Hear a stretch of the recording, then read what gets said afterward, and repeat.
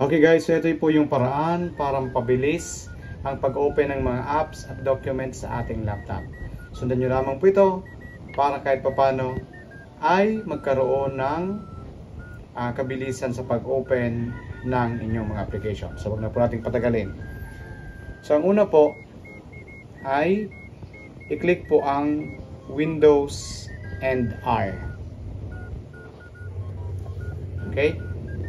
So lalabas po dyan Windows and R. So lalabas po yung run, administrator run. So i-click mo po dyan i-type mo po yung clean mgr.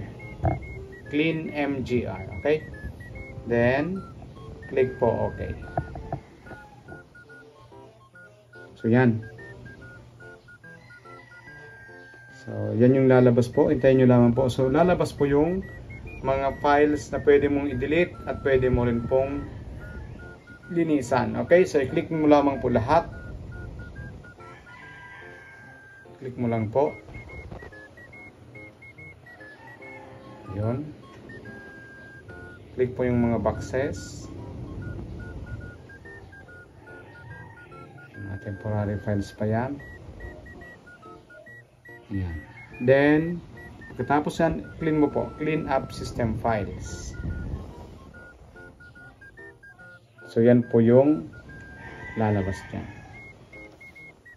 Hintayin po lamang natin kasi kahit papano nakalagay sa command. So, okay. So, ayun, nalinis natin ng konti. So, ulitin lang po natin yon. Alright. Click po ulit natin. Kasi ang dami na pong files na hindi naman natin ginagamit. So, yan.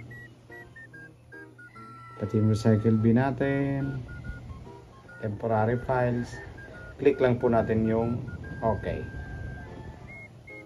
Okay. Nakalagay dyan, are you sure you want to permanently delete these files? Ito naman yung mga files natin na matagal na nating dinelete at matagal na nating hindi naman talaga ginagamit.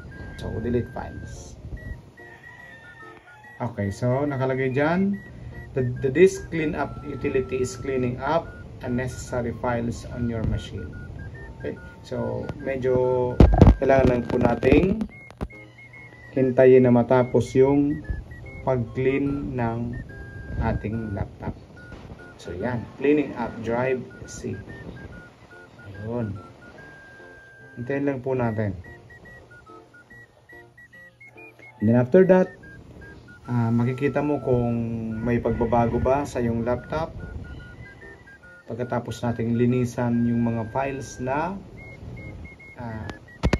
matagal na nating hindi ginagamit. So, yun. So, natapos na po yung pag-clean ng ating laptop. Start po natin. Okay. Restarting. Okay, susubukan po natin mag-open ng isang document ko nyo. Okay, so sana po kahit paano nakatulong yung tutorial ko. Thank you and God bless.